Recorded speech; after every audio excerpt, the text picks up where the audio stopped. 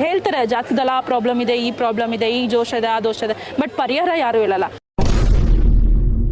ಪರಿಹಾರ ಹೇಳಿದ್ರು ಹೇಗ್ ಮಾಡ್ಬೇಕು ಅಂತ ಯಾರು ಹೇಳಲ್ಲ, ಬಟ್ ಇವ್ರು ಕರೆಕ್ಟಾಗಿ ಅದನ್ನೇ ಹೇಳಿದ್ರು. ಜಸ್ಟ್ ನಾಡಿ ನೋಡಿದ್ರು ಈ ದೋಷ ಇದೆ, ಈ ತರ ಪರಿಹಾರ ಮಾಡಿ, ಇಷ್ಟು ವಾರ ಮಾಡಿ, ಈ ವ್ರತ ಮಾಡಿ ಹೋಗುತ್ತೆ. ನಾಡಿ ಜ್ಯೋತಿಷ್ಯ ಅಂದ್ರೆ ಗ್ರಹಗತಿಗಳಿಗೆ ಸಂಬಂಧಪಟ್ಟಂತಹ ದೋಷಗಳಿಂದ ನಿಮ್ಗೇನಾದ್ರೂ ಇನ್ನೂ ಕೆಲಸ ಕಾರ್ಯಗಳು ಆಗ್ತಾ ಇಲ್ಲ, ಅಥವಾ ನಿಮ್ಮ ಮನೋಸಂಕಲ್ಪ ಈಡೇರಿಲ್ಲ, ಕೆಲವೊಂದು ದೋಷಗಳಿಂದ ಮಕ್ಕಳಾಗಿಲ್ಲ ಅಥವಾ ಮದುವೆ ಆಗಿಲ್ಲ, ಈ ರೀತಿಯಾದಂತಹ ದೋಷಾದಿಗಳು ನಿಮ್ಗೆ ಏನಾದ್ರೂ ಇದೆಯಾ ಅಂತ ಹೇಳಿ ನಾಡಿಯಲ್ಲಿ ತಿಳಿಯುವಂತದ್ದಾಗುತ್ತೆ. ಪೂರ್ತಿ ಮನ್ಸಿಟ್ಟು ಏನ್ ತೀರ್ಥ ಸ್ನಾನ ಮಾಡ್ಕೊಂತೀವಿ, ಏನ್ ಭಕ್ತಿ ಮಾಡ್ತೀವಿ, ಅದು ಫಲ ನೆಕ್ಸ್ಟ್ ಪ್ರದೋಷ ಪೂಜೆಗೆ ಕಾಣಿಸ್ಬಿಡುತ್ತೆ. ಏನಾಗಿತ್ತು ನಿಮ್ಮ ಅಮ್ಮ ಅವ್ರಿಗೆ ಸಮಸ್ಯೆ? ಅವ್ರಿಗೆ ಆಕ್ಚುಲಿಗೆ ಆಕ್ಸಿಡೆಂಟ್ ಆಗಿತ್ತು, 1 ವರ್ಷ ಆಯ್ತು, ಆದ್ರೂ ನರ ಸಮಸ್ಯೆ ಅದು ಇದು ಬಂದಿತ್ತು. ನಮ್ಮ ಪೂಜ್ಯರಿಂದ ಅಂದ್ರೆ ನಮ್ಮ ಪರಂಪರೆಯಾಗಿ ವಂಶಗತವಾಗಿ ಬಂದಿರುವಂತಹ ಇದು ಒಂದು ವರಪ್ರಸಾದ ಆಗಿರೋದ್ರಿಂದ ಇದು ನಮ್ಮ ಕುಟುಂಬದವರು ಮಾತ್ರ ಹೇಳುವಂತಹ ಜ್ಯೋತಿಷ. ಇದು ನಾಡಿ ಜ್ಯೋತಿಷ್ಯ. ಮೇಷನಾಡಿ, ವೃಷಭನಾಡಿ, ವಾತನಾಡಿ, ಪಿತ್ತನಾಡಿ, ಶುದ್ಧವಾದಂಥ ಸೂರ್ಯನಾಡಿ, ಹಾಗೆ ಚಂದ್ರನಾಡಿ, ಆರೋಗ್ಯ ನಾಡಿ, ಧನನಾಡಿ, ಇವುಗಳನ್ನು ನೋಡಿ ನಾಡಿ ಜ್ಯೋತಿಷ್ಯ ಹೇಳುವಂಥದ್ದು ಬಹಳ ವಿಶೇಷವಾಗಿರುತ್ತೆ.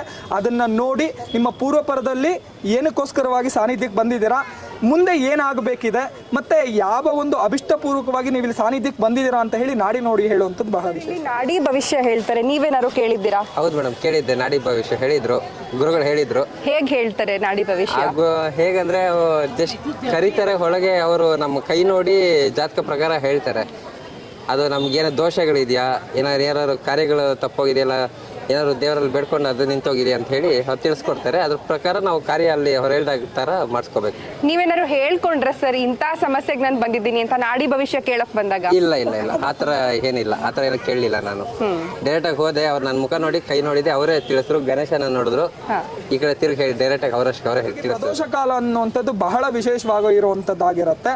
ಆ ಸಮಯದಲ್ಲಿ ಭಗವಂತನಿಗೆ ಬಿದ್ದಂಥ ಪ್ರತಿಯೊಂದು ಹನಿ ನೀರು ಸಹ ಅಮೃತಕ್ಕೆ ಸಮಾನ ಆಗುವಂಥದ್ದಾಗತ್ತೆ. ಆ ಅಮೃತ ಸಮಾನವಾದಂಥ ತೀರ್ಥದಿಂದ ಯಾರು ಬಂದಂಥ ಭಕ್ತಾದಿಗಳು ತೀರ್ಥ ಸ್ನಾನವನ್ನು ಮಾಡ್ತಾರೆ, ಅವ್ರಿಗಿರ್ತಕ್ಕಂಥ ಎಲ್ಲ ಪಾಪಗಳು, ಶಾಪಗಳು, ನವಗ್ರಹ ದೋಷಗಳು, ನಕ್ಷತ್ರ ದೋಷಗಳು ಪರಿಪೂರ್ಣವಾಗಿ ನಿವಾರಣೆ ಆಗುವಂಥದ್ದಾಗತ್ತೆ.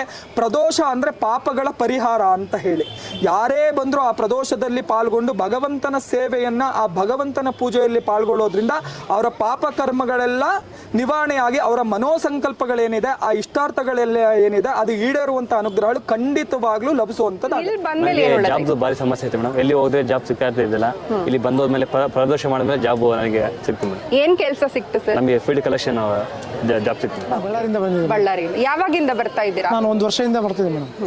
ಸರ್ ಏನ್ ಸಮಸ್ಯೆಯಿಂದ ಇಲ್ಲಿಗೆ ಬಂದ್ರಿ? ಇಲ್ಲಿ ಬಂದ್ಮೇಲೆ ಏನ್ ಒಳ್ಳೇದಾಗಿದೆ? ಇಲ್ಲ ಮೇಡಮ್, ಒಂದು ಸಮಸ್ಯೆನ ಸಿಗಬಿದ್ದಿದ್ದೆ, ಅದರಿಂದ ಹೊರಗಡೆ ಬರೋಕ್ಕೆ ನಾನು ಬಂದಿದ್ದೆ.